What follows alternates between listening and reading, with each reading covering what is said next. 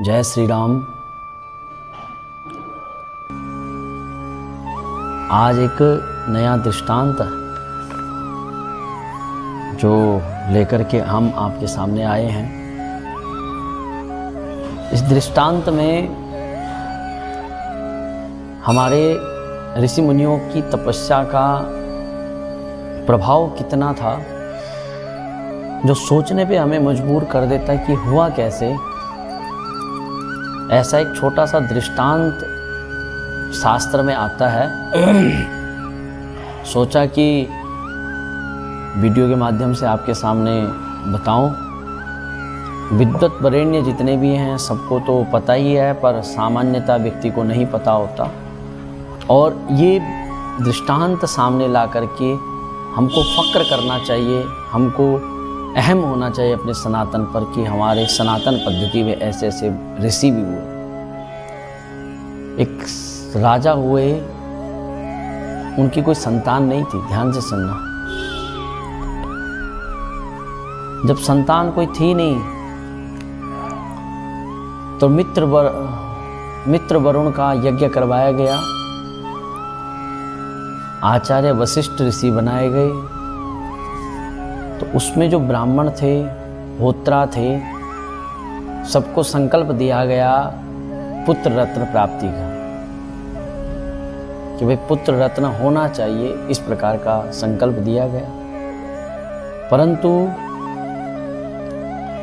जो राजा की रानी थी उसकी इच्छा कन्या की थी, इसलिए ब्राह्मणों के पास गई और ब्राह्मणों से बड़े प्रेम भाव से कहा कि ब्राह्मण देवता मेरी इच्छा कन्या की है और राजा का संकल्प पुत्र का है।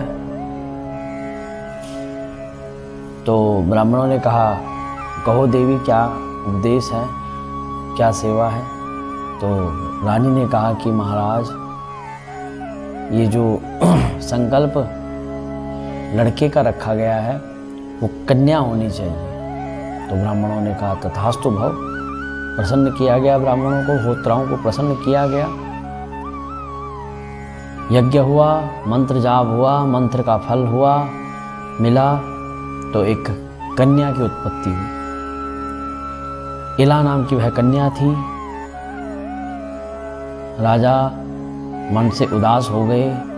ये नहीं था कि उन्हें कन्या नहीं चाहिए, परंतु मन में ये उदासता थी कि भाई वो ब्राह्मणों पे बहुत विश्वास करते थे।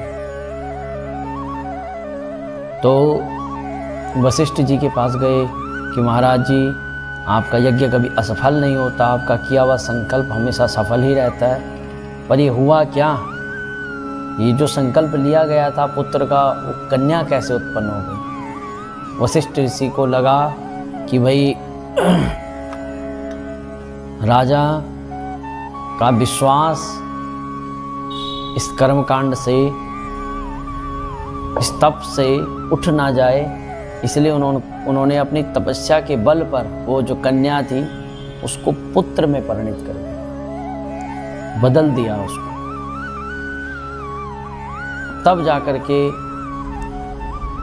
जब वह परिवर्तित हुआ तो उसका नाम सुदुम्न रखा गया। बाद में अगली वीडियो के माध्यम से बताऊंगा कि वही सुदुम्न 1 महीना पुरुष रहता और 1 महीना स्त्री रहता। तो इस जो छोटा सा दृष्टांत है, इससे हमें यह समझ लगती है कि तपस्या का पूर्ण बल होता है। तपस्या के द्वारा आप जो मर्जी कार्य कर सकते हो, जिस प्रकार का भी आप आशीर्वाद देना चाहते हो दे सकते हो। बहुतायत बहुत है, परंतु उसके लिए तपना पड़ता है। और जो हमारे ऋषि मुनि तपे, उनके तप के आगे यह संसार के दुख फीके थे। यदि अच्छा लगा तो शेयर, कमेंट आदि जरूर करना। अगली वीडियो के साथ मिलते हैं आपको। जय श्री राम।